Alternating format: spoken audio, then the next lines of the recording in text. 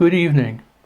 As soon as darkness descends, the starry band of the Milky Way can be seen arcing over the sky from northern horizon to the far south. Here is a nice image by Vincent Chang, who lives in Hong Kong. By sweeping along the star clouds with a pair of 10 by 50 binoculars, you will see many star clusters and nebulae, which are a wonderful sight. The most notable feature of a night sky during summer evenings is the summer triangle. It is made up of 3 brilliant stars in 3 different constellations. The first of these stars is Vega in Lyra, the harp or lyre, which is almost at the zenith or overhead point during the early part of an August night, and which is conspicuous not only because of its brightness but also because of its distinctly bluish colour. Lower down there is Altair in Aquila the Eagle, which is recognisable at a glance because of the fainter star to either side of it. The third member of the triangle is Deneb, the leader of Cygnus, the celestial swan. Cygnus is one of the richest of all the constellations. With some effort of the imagination, it is possible to picture a flying bird outlined by the main stars. Mythologically, it is said to represent the swan into which Jupiter, king of the gods, once changed himself when upon a rather discreditable visit to the Queen of Sparta. However, the constellation is often called the Northern Cross for obvious reasons. The X form is very clear, though admittedly it is not perfectly symmetrical. Deneb, the only first magnitude star in Cygnus, is less prominent than Altair, but much less prominent than Vega. But it is much more luminous and, as a supergiant, ranks as a celestial searchlight. According to one estimate, it is as powerful as 70,000 suns put together. The name Deneb comes from the Arabic al-Dinab, al-Dijaja, the hen's tail, and Deneb does indeed lie in the tail of a swan. It has an A-type spectrum and is therefore pure white. The surface temperature is almost 10,000 degrees centigrade, and the diameter may be as much as 60 times that of the Sun, which is over 40 million kilometres, though the mass is not likely to be more than 25 times that of the Sun. Remember that among the stars, the range in mass is much less than in size or luminosity, because large stars are always more rarefied than small ones. Deneb's exact distance from the Earth is still rather uncertain. The currently accepted distance is around 2,600 light-years. Because it is so luminous and energetic, Deneb is squandering its mass at a furious rate, and cannot last for long on the cosmical scale before running out of available fuel. Eventually, it will no doubt explode as a supernova, but for the moment, its light is almost steady.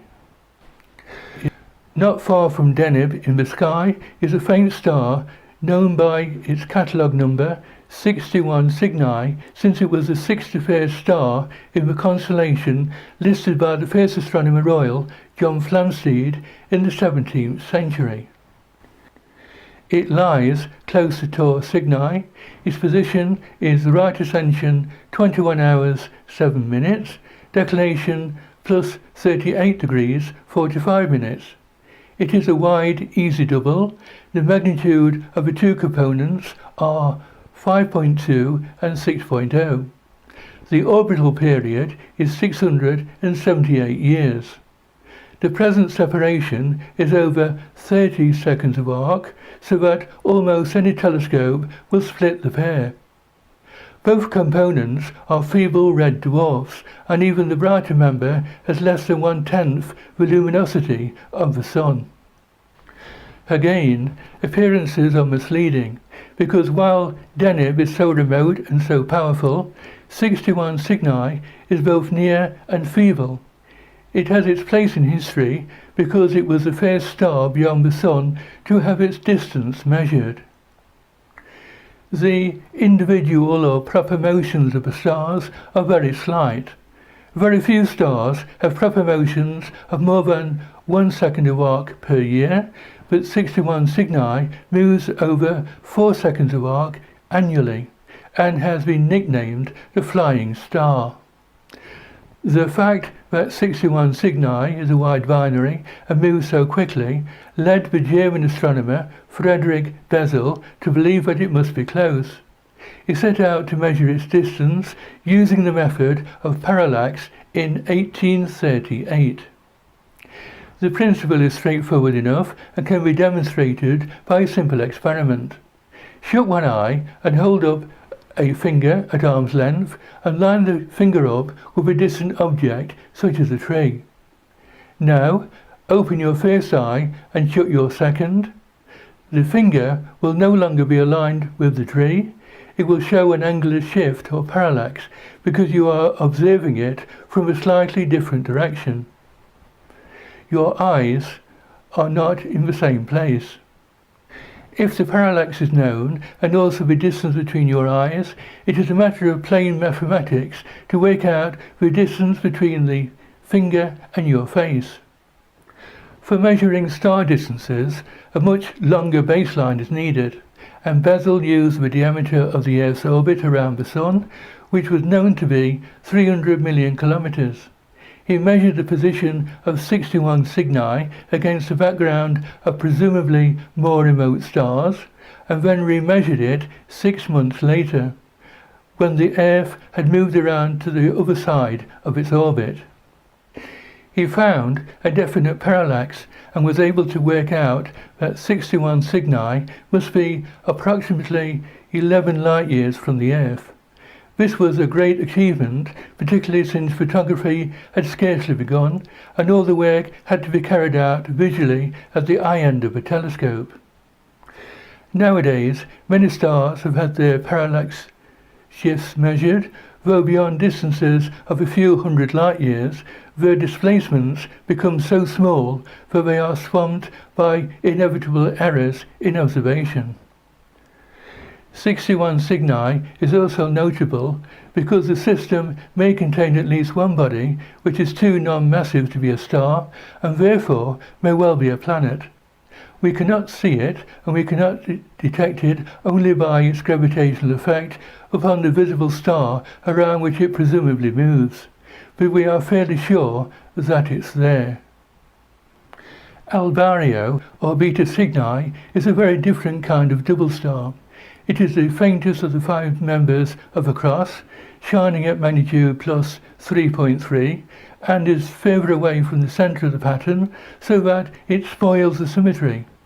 But when observed through any telescope or even good binoculars, it is a beautiful sight. The senior component is golden yellow and very luminous, while the fainter magnitude 5 star is described by some people as bluish and by others as green. Firmly held binoculars will show both components because the separation is over 34.5 seconds of arc. The two components are genuinely associated, but they are a very long way apart, at least 5 billion kilometers, and probably much more, so that no orbital motion has been detected.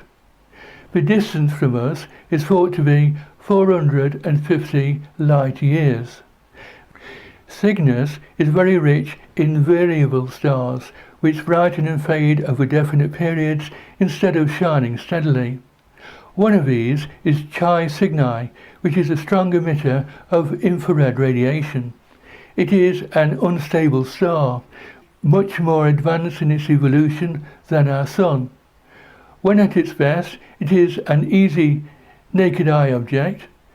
Chi Cygni is over 200 light years away and is highly luminous. By contrast, the variable star SS Cygni, in the same binocular field as the naked eye star Rio Cygni, is a dwarf. More accurately, it is two dwarfs, though the components cannot be seen separately. One member of the pair is an ordinary reddish star, while the other is a white dwarf, small but amazingly dense. It is thought that the white dwarf is pulling material away from its companion, so that there is a constant stream of gas between the two. But the white dwarf itself suffers outbursts every 50 days or so and increases in brightness by several magnitudes, though it is never bright enough to be seen without optical aid. SS Cygni type stars are sometimes called dwarf novae, and many of them are known, though SS Cygni itself remains the brightest member of the class. In a true nova outburst, a formerly dim star bursts forth and brightens up by many thousands of times, though after a while it fades away once more. The last bright nova to be seen flared up in Cygnus in 1975, and for a brief period was brighter than any other star in the constellation apart from Deneb, but it declined quickly. Another fascinating object identified in Cygnus is known by its catalogue number of MWC 349, and superficially it looks like a faint star. But theoretical investigations show that it is most unusual. We seem to be dealing with a star about 13 million kilometers in diameter, surrounded by a flat disk of luminous gas. A recent study suggests that it may be a luminous blue variable star with an absolute magnitude ranging between -6.7 and -7.3, along with a poorly understood luminosity. The star is surrounded by a circumstellar disk and a nebula with a diameter up to 16 light years, much like those found around other luminous blue variables or candidates of that type of star. The total brightness of MWC 349 is decreasing by about 1% per month as material from the glowing disk spirals into the star, and the disk itself is expected to become non-luminous in only about a century from now. Another remarkable object in Cygnus is known as the 404. It was the centre of attention of astronomers during the summer of 2015. V404 is a magnitude plus 12.4 binary star lying below the main body of Cygnus. Its position is right ascension 20 hours, 24 minutes, 03.8 seconds, declination plus 33 degrees, 52 minutes, 02 seconds, and is remarkable because it is a vampire star consisting of a black hole with a mass of about 12 times that of our Sun and a yellow companion star. It was discovered by Japanese astronomers on the 22nd of May 1989 using their Ginga X-ray satellite, which was launched from the Kagoshima Space Center on the 5th of February 1987 and was then catalogued as GS 2023 plus 338. In 1990, another team of astronomers, led by R. Mark Wagner, identified this X-ray source with V404 Cygni, an optical nova whose last reported major outburst was in 1938. In the years following its discovery, subsequent X-ray observations have shown that the X-ray behavior of V404 Cygni cannot be easily classified in terms of any previously known X-ray source or nova. Following the identification, V404 was detected and observed in gamma rays to radio waves. Many of these observations have shown that the 1989 outburst of V404 Cygni is the most unique of the well-studied X-ray novae. Optical spectroscopy on the 27th of May 1989 with the Perkins telescope and Ohio State University spectrograph revealed a strong and rich emission line spectrum, including lines of hydrogen, helium and nitrogen superimposed on a reddened continuum spectra. These emission features are characteristics of optical counterparts of various X-ray sources, including X-ray bursters and two other X-ray novae in the constellations of Monoceros and Centaurus. Close to Cedar, or Gamma Cygni, the central star of the Northern Cross, lies an unremarkable-looking star, P Cygni, which is in fact a splendid variable star. It seems to have been first noted in 1600 when it was of third magnitude and was classed as a nova. P Cygni faded slowly and by 1620 was no longer visible with the naked eye. It reappeared in 1655 and reached magnitude 3.5, but by 1662 it was again absent. It was back once more in 1665 and since 1715 has fluctuated between magnitudes 4.6 and 5.2. It is easy to estimate. It lies inside the bowl made up of a little semicircle of stars, two of which, 28 Cygni, magnitude 4.8, and 29 Cygni, 5.0, are ideal comparisons. Spectroscopic observations show that P Cygni is a very massive blue hypergiant star and unstable, and is losing mass at a tremendous rate. If it is around 5,540 light-years away, as seems probable, it must not be short of 1,000,000 times more luminous than the Sun, dwarfing even Rigel and Deneb. P Cygni is 30 times more massive than our Sun and 76 times bigger than our Sun's radius, making it about 53 million kilometers, so that if it were to be placed in the center of our solar system, it would swallow up the planet Mercury and incinerate Venus and the Earth. In view of its past history, it is well worth monitoring, and binoculars are quite adequate. It has changed little for the past 2.5 centuries, but it may brighten up or fade away again at any time. There seems to be no doubt that its final fate will be to explode as a supernova, although perhaps not for at least 1,000,000 years yet. The Milky Way flows through Cygnus and is extremely rich. Looking at it through binoculars indicates that the stars are crowded together and appear in danger of collision. But once again, appearances do not tell the proper story, since the Milky Way is chiefly a line of sight effect.